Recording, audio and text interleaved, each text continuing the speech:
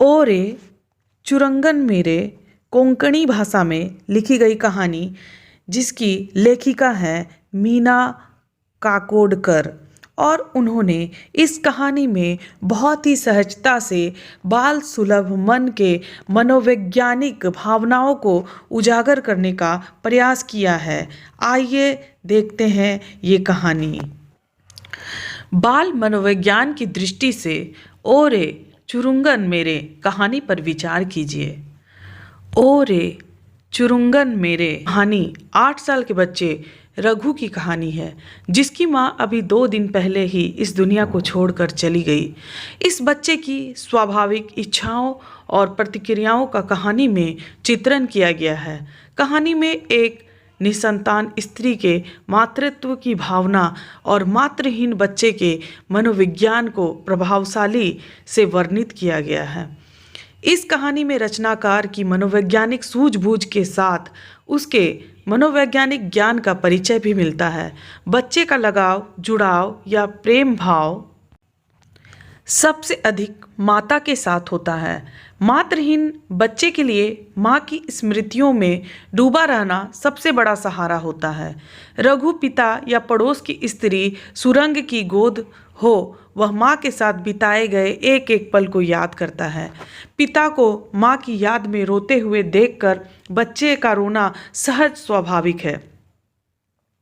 पिताजी उसे सहलाते हैं तो रघु को अपनी माँ के सहलाने की याद आती है।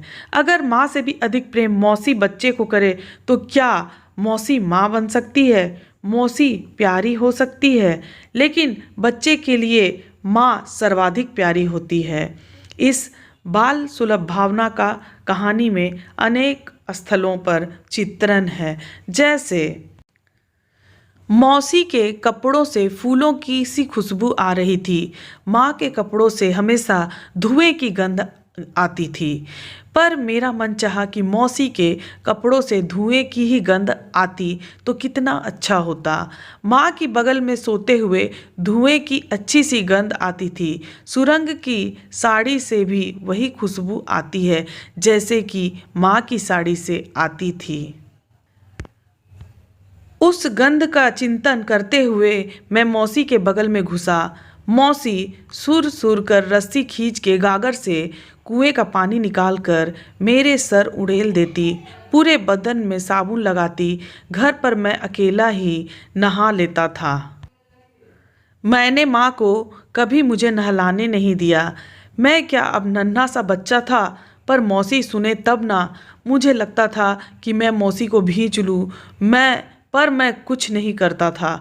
बेचारी माँ को मैंने कई बार भींचा था। उपयुक्त उदाहरण स्पष्ट करते हैं कि माँ का स्थान कोई दूसरा नहीं ले पाता।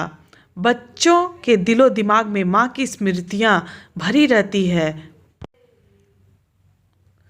वह अपनी माँ की तुलना दूसरों से कर माँ का श्रेष्ठता बोध सिद्ध करता है। मौसी ने रघु को सौतेली माँ की बच्चे को कष्ट देने वाली कहानियां सुनाई थी। पिता और मौसी के वार्तालाप को सुनकर रघु को पता चल जाता है कि उसके पिता ने दूसरी शादी कर ली है।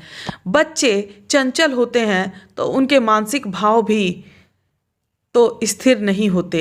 सिसकियां भर भर कर रोने वाले रघु को जैसे ही पता चलता है कि पड़ोस में रहने वाली और रघु को बहुत चाहने वाली सुरंग ही उसकी सौतेली माँ है, तब बच्चे की मानसिक स्थिति तत्काल बदल जाती है। कौन है वह सुरंग?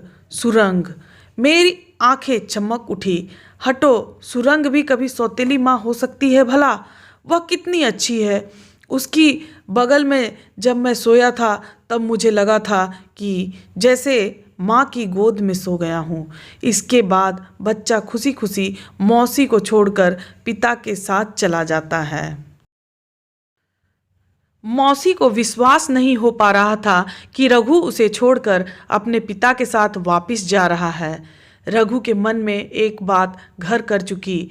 वह अपने पिता के साथ अपने गांव में स्वतंत्र रहेगा, अपने मित्रों के साथ खेलेगा। मौसी के यहाँ सारी सुख सुविधाएं होने पर भी रघु एक बेगानेपन की महसूस करता था। मौसी के यहाँ उसे रहना पसंद है, लेकिन पिता के साथ चलकर मछलियाँ पकड़ना उसे ज़्यादा भाता है। रघु से जब पूछा जाता है, यहाँ तुझे अच्छा नहीं लगता, तो रघु बिना किसी लाग लपेट के सीधा जवाब देता है, यह मुझे अच्छा लगता था, पर पिताजी के साथ और भी अच्छा लगेगा। बाल सुलभ चेष्टाओं को कहानीकार ने बड़े सहज ढंग से प्रस्तुत किया है। इस मनोवैज्ञानिक उद्घाटन में लेखक ने सैद्धांतिक जटिलताओं को न अपनाकर बच्चे की चेष्टाओं और क्रियाओं के माध्यम से अभिव्यक्त किया है।